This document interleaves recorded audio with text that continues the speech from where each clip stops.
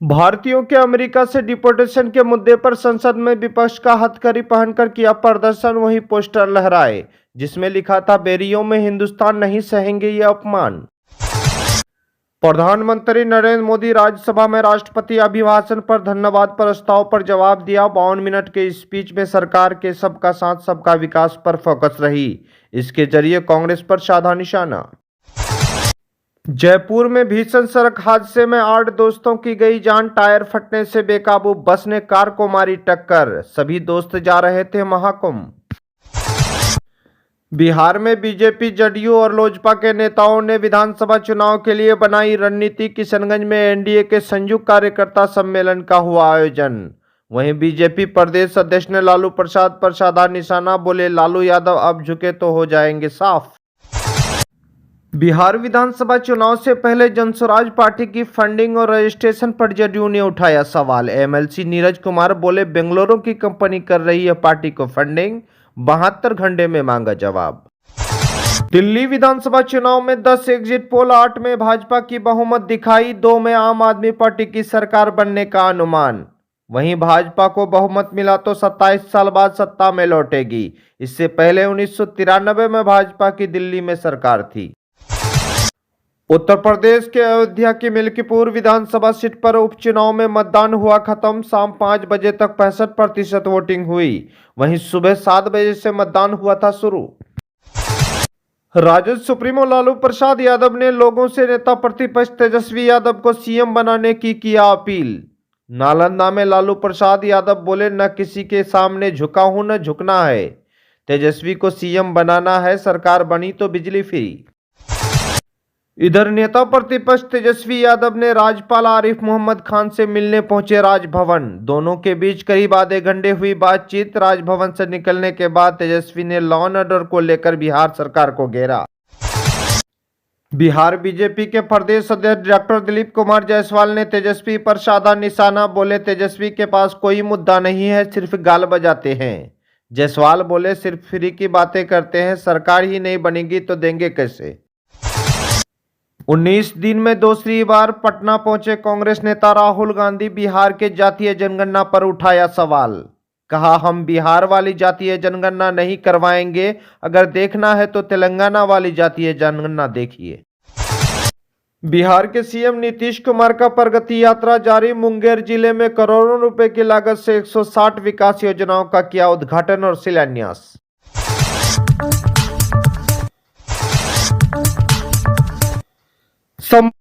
दिल्ली विधानसभा चुनाव बड़ा दिलचस्प होते दिखाई दे रहा है।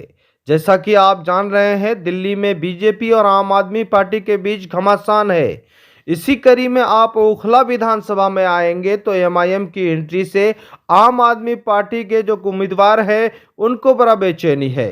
उन्होंने एमआईएम के राष्ट्रीय अध्यक्ष बैरिस्टर असदुद्दीन ओवैसी को बीजेपी का एजेंट कहा है। यानी ओखला प्रत्याशी अमानतुल्लाह खान ने ओवैसी साहब के द्वारा उनके खिलाफ प्रत्याशी उतारे जाने पर जमकर भड़ास निकाली है और कहा कि वो बीजेपी को जिताने आए हैं। अमानतुल्लाह खान ने ये कहा कि जब दिल्ली दंगे में हुए तो ओवैसी साहब कहाँ थे, यानी असदुद्दीन ओवैसी साहब दिल्ली दंगे में कहाँ थे। चुनाव प्रचार के दौरान ये भी कहा कि मैंने अपने आप को कुर्बान कर दिया है, ओवैसी की क्या कुर्बानी है। और उन्होंने कहा गए कि दिल्ली दंगों में ये आपकी सीट बीजेपी को पहुंचाने वाले हैं, ये आपका हमदर्द होगा। यानी दिल्ली विधानसभा चुनाव 5 फरवरी को मतदान है और नतीजे 8 फरवरी को आएंगे। लेकिन दिल्ली विधानसभा चुनाव दिन ब दिन दिलचस्प बढ़ती दिखाई दे रहा है। बता दें कि अमानतुल्लाह खान ओखला से 2 बार चुनाव जीतते आ रहे हैं और बीजेपी ने यहां से मनीष चौधरी को टिकट दिया है, जबकि कांग्रेस ने अरीबा खान और ओवैसी की पार्टी ने सिफाउर रहमान को अपना प्रत्याशी बनाया है। लगातार जो है एमआईएम के राष्ट्रीय अध्यक्ष ओवैसी साहब वहां पर चुनाव प्रचार करते हुए दिखाई दे रहे हैं। पैदल यात्रा रैली निकाल रहे हैं और उसे लोगों का समर्थन मिल रहा है। और ख़ास तौर पर युवा पीढ़ी उनके साथ दिखाई दे रहा है। इसी वजह से है कि अमानतुल्लाह खान को बड़ा डर है कि कहीं न कहीं ओवैसी के पक्ष में पाला जा रहा है। लेकिन अमानतुल्लाह खान का साफ तौर पर कहना है कि चुनाव जीतने के लिए 90,000 वोट की ज़रूरत है। ओवैसी क्या ले पाएँगे उनके उम्मीदवार? यानी वो दावा कर रहे हैं। अब देखना यह है कि दिल्ली में इस बार पहली दफा एमआईएम की एंट्री है और ओवैसी साहब के कई उम्मीदवार वहां पर चुनावी मैदान में हैं और जो भी उम्मीदवार वो उतारे हैं उनके उम्मीदवार जेल से ही चुनाव लड़ रहे हैं। उनके परिवार जो है चुनाव प्रचार कर रहे हैं। उनके परिवार को साथ देने के लिए ओवैसी पूरी ताकत झोंक दी है।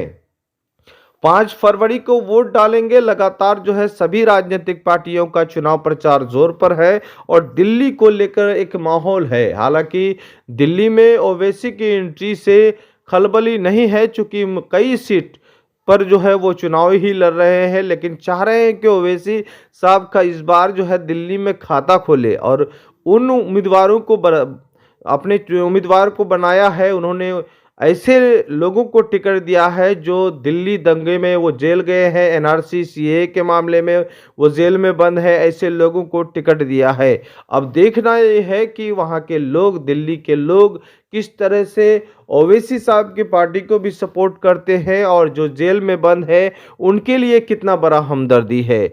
लेकिन ओवैसी साहब को लेकर जो है बड़ा बेचैनी अमानतुल्लाह खान को है और लगातार जो है ओवैसी पर निशाना साध रहे हैं। कहीं ना कहीं ओवैसी के चुनाव प्रचार से वो डरे हुए हैं और जिस तरह से ओवैसी का चुनाव प्रचार हो रहा है, मुसलसल जो है 2 बार हो चुका है। उनके पैदल यात्रा में लोगों का जनसैलाब देखने को मिल रहा है, उनके सभाओं में लोगों का जनसैलाब मिल रहा है। ओवैसी साहब चुनाव में चुनाव प्रचार करते हैं और लोगों के अंदर सियासी बेदारी कूट कूट कर भर रहे हैं और इसी वजह से है कि दिल्ली में लोग पढ़े लिखे हैं और ओवैसी साहब की बातों को समझने पर मजबूर है।